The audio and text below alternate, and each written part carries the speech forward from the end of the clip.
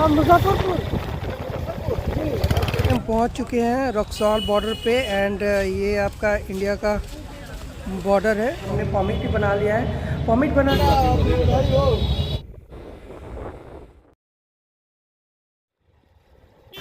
Good morning guys, अभी हम हैं रक्सौल बॉर्डर से लगभग 2 से 3 किलोमीटर पहले। जल्दी से पहुंचते हैं हम बॉर्डर के पास, मनी को कराते हैं एक्सचेंज बंसाल कटवा के और हम ऑफिशियली इंटर करते हैं नेपाल में।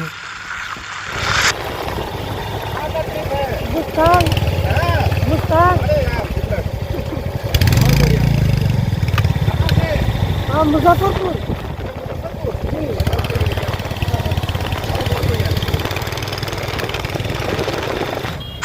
बॉर्डर के पास काफ़ी हेवी ट्रैफिक है और रास्ता भी बंद है ड्यू टू कंस्ट्रक्शन। देखते हैं अब किधर से निकलना है।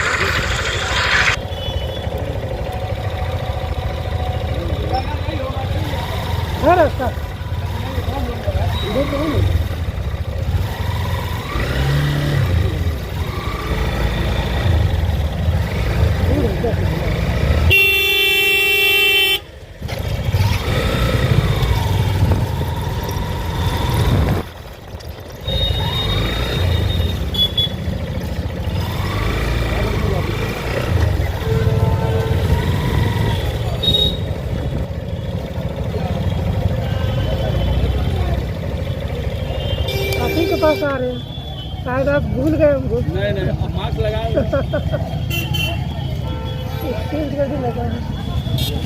हम पहुंच चुके हैं रक्सौल बॉर्डर पे एंड ये आपका इंडिया का बॉर्डर है और इसके आगे बंसाल ऑफिस है। तो ये बंसाल ऑफिस चलेंगे, क्या प्रोसेस है, क्या क्या डॉक्यूमेंट्स चाहिए, वो सब कुछ मैं आपको वहाँ चल के बताता हूँ।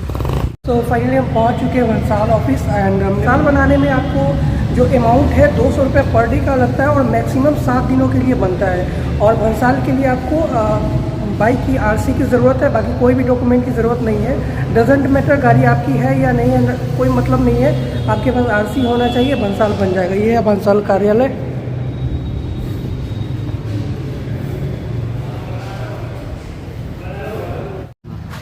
तो फाइनली भंसाल हमारा कंप्लीट हो चुका है और वापस अब हम निकल चुके हैं। और एक चीज़ और है जो आरटीओ, तो अभी पिछली बार भी मैं आया था तो मेरे को पता नहीं चला कि आरटीओ ऑफिस कहाँ है। तो अभी चलते हैं और आरटीओ ऑफिस मिलते हैं। आरटीओ रोड परमिट बनाते हैं। नहीं, इधर तो बाइक नहीं लाऊंगा।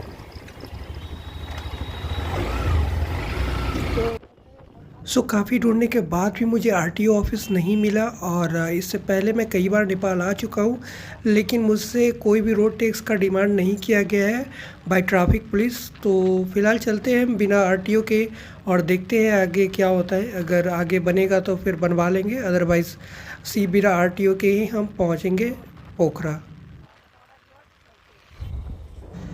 एक इम्पॉर्टेंट काम और है, क्योंकि हमें लेना है एक नेपाली सिम, क्योंकि ये ट्रिप लगभग 7 दिनों की है तो मोबाइल में इंटरनेट होना इम्पॉर्टेंट है। तो अभी चलते हैं और लेते हैं एक नेपाली सिम।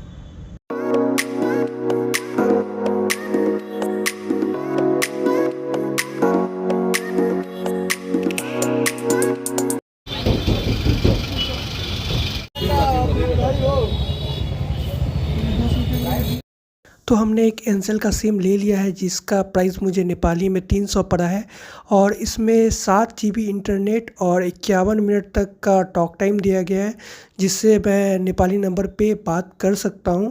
और इसकी वैलिडिटी 7 दिन तक है। आप इंटरनेशनल कॉलिंग नहीं कर सकते हैं, उसके लिए आपको एक्स्ट्रा ISD पैक डलवाना होगा। तो यहाँ से हम पहुँचते हैं हेतौरा, वहाँ कुछ खाकर और सीधा निकलेंगे पोखरा के लिए।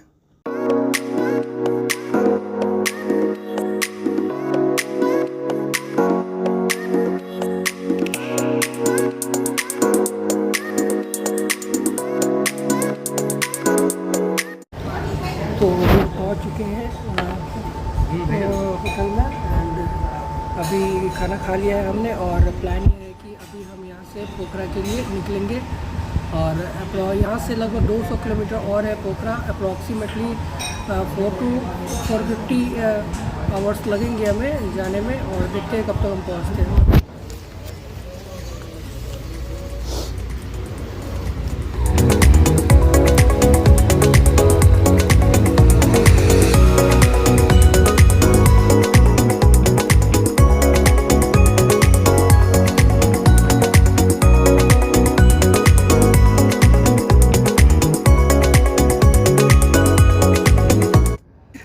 बज रहे हैं 6:30 और हम पहुंच चुके होटल पोखरा में। और ये बंदा होटल का ही स्टाफ है, इसको मेरी बाइक बहुत अच्छी लग गई थी तो इसने टेस्ट ड्राइव के लिए मांगा है और ये जा रहा है अब टेस्ट ड्राइव करने। और आज के ब्लॉग को यहीं पे समाप्त करते हैं और कल मिलते हैं। Good night.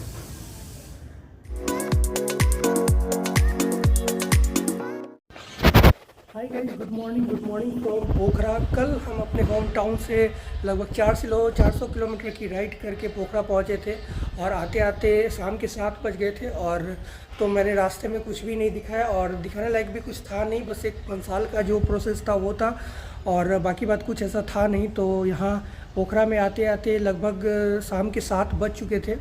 और जैसा कि आप देख सकते हैं इस होटल में हमने स्टे किया है। होटल का नाम है राजपुटी होटल और ये पोखरा से फेवा लेक से थोड़े से पहले लगभग 1 किलोमीटर अंदर में है। और इसकी जो प्राइस है 1000 नेपाली रुपीज़ है ओवर नाइट। और रूम जो है वो सिंगल बेड है, नॉन एसी। अब चलिए मैं आपको अपने रूम का टूर देता हूँ। 1000 नेपाली रुपीज़ में कैसा रूम मिला है। तो ये है single bed room.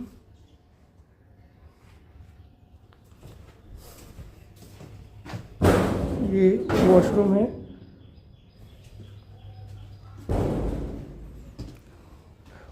Nepali rupees में काफ़ी बढ़िया है। ये अपनी बाइक लगी हुई है।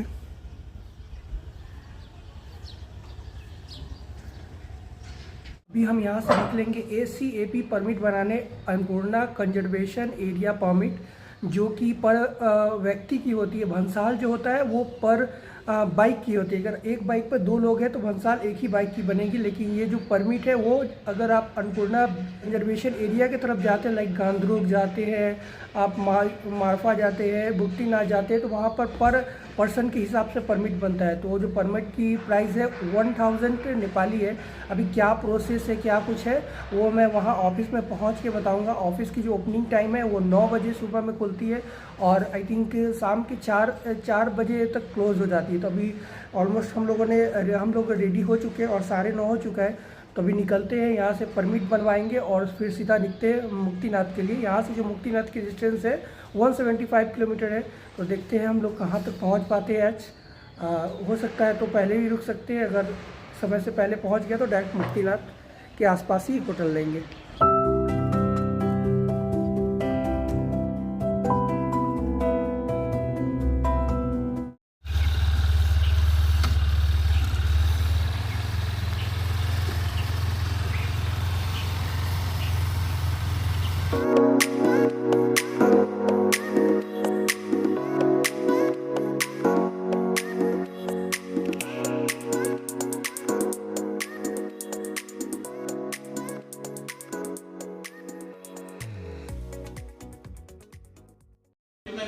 $500।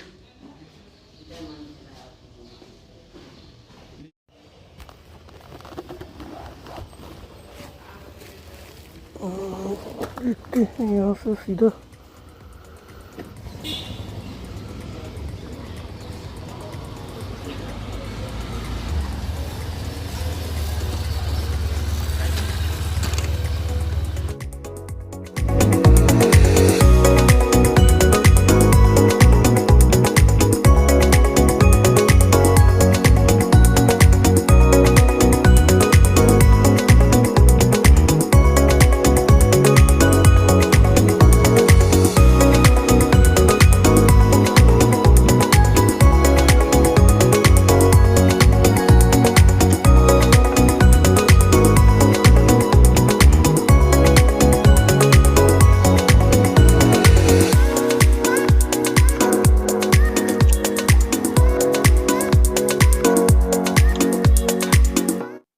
तो ये है ACAP permit office, Annapurna conservation area permit office. तो अंदर चलते हैं और बनवाते हैं परमिट और फिर निकलते हैं मुक्तिनाथ के लिए।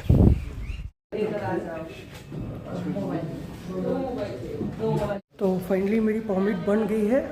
परमिट बनाने का ये आपके पास आधार कार्ड होना चाहिए, पासपोर्ट है, पासपोर्ट होना चाहिए। 1000 नेपाली रुपीज़ यहाँ पर परमिट का चार्ज है। और ये परमिट की वैलिडेशन तब तक होती है जब तक आपका 1 साल वैलिड है, ठीक है। तो अभी फ़िलहाल मैंने मुक्तिनाथ का परमिट बनवा लिया है और गांधरुक का भी नहीं बनवाया है क्योंकि वो ऑप्शनल है। जाऊंगा या नहीं भी उसका कोई ठिकाना नहीं है। सो बनाने का प्रोसेस मैं बता देता हूँ। वहाँ पे आपको एक ई परमिट करके QR कोड लगा होगा, वहाँ आप स्कैन करोगे, बाकी सारे डिटेल्स फिल करोगे और काउंटर पे का ऑप्शन होता है वहाँ पे। तो काउंटर पे करोगे तो उसके बाद काउंटर पे आप पेमेंट कर दोगे। अगर ऑनलाइन पेमेंट करना चाहोगे तो पेमेंट ज़्यादा लगता है, इसलिए काउंटर पे करके उसके बाद पेमेंट कर देना, बाकी बात वो आपको परमिट दे देंगे। अभी कहीं फ्यूल डलवा लेंगे क्योंकि फ्यूल साफ़ नहीं है, एक खोटी है।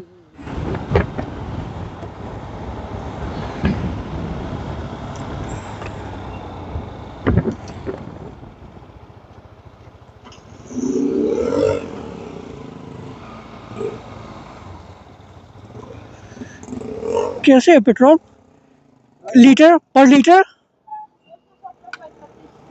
कितना बोले?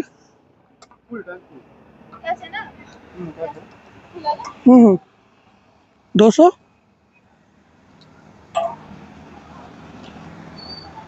कितना बोले? 200।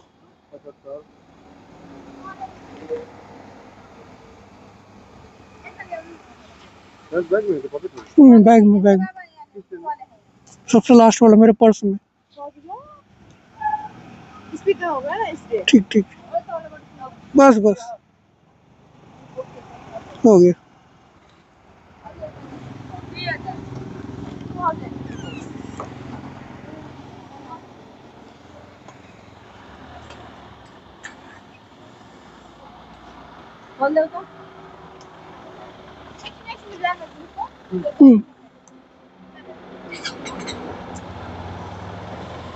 हो गया 2000। हाँ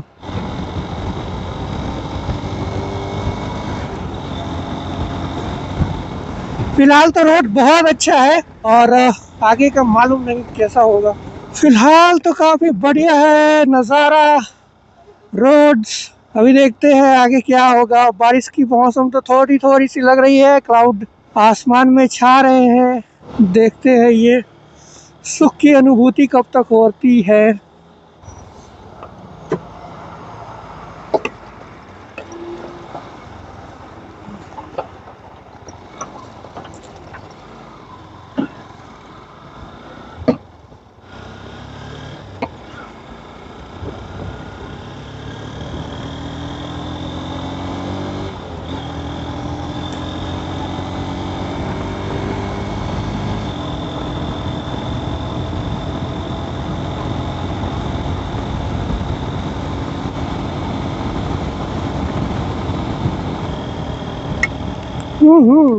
बारिश चालू।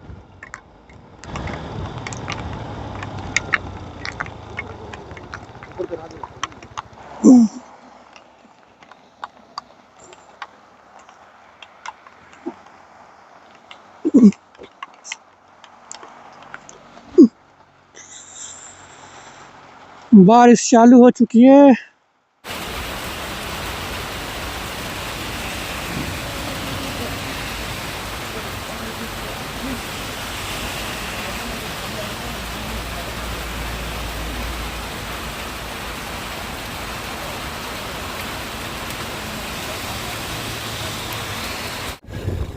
पीछे 500 मीटर पे जोरदार बारिश हो रही थी। अभी 500 मीटर आगे है तो आप देख सकते हो पूरा कड़क की धूप है, कड़क वाली धूप है एकदम।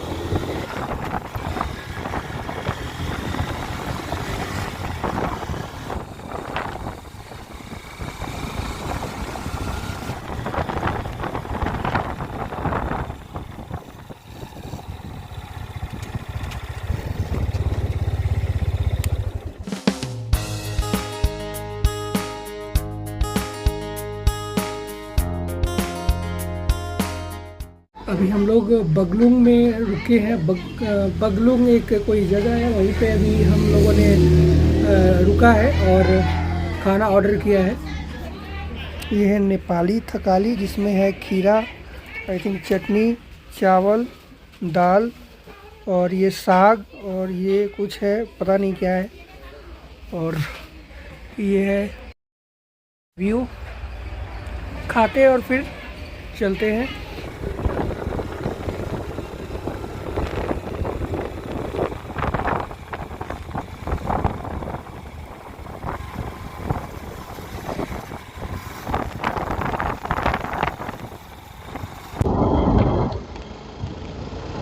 फिर से थोड़ा थोड़ा बारिश चालू हो चुका है, पता नहीं आगे मौसम कैसा है।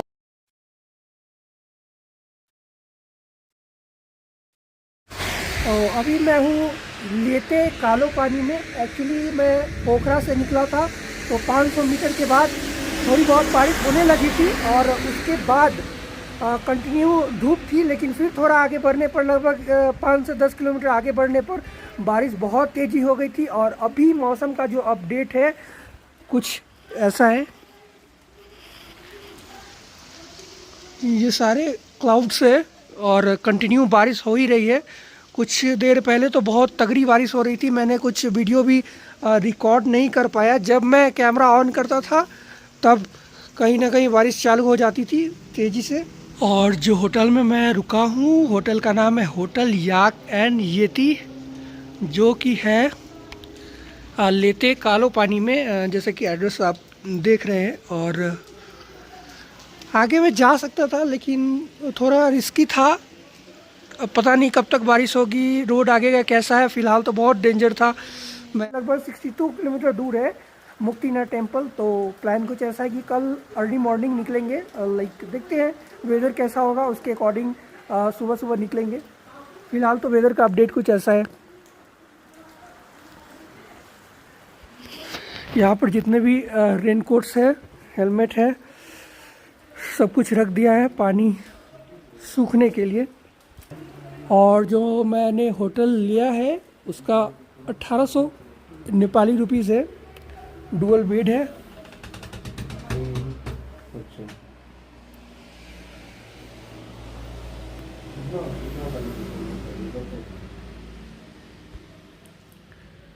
ऐसा कुछ होटल है,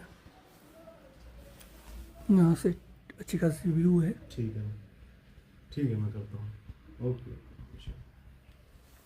और ये डबल बेड है, एक छोटा सा और एक बड़ा सा।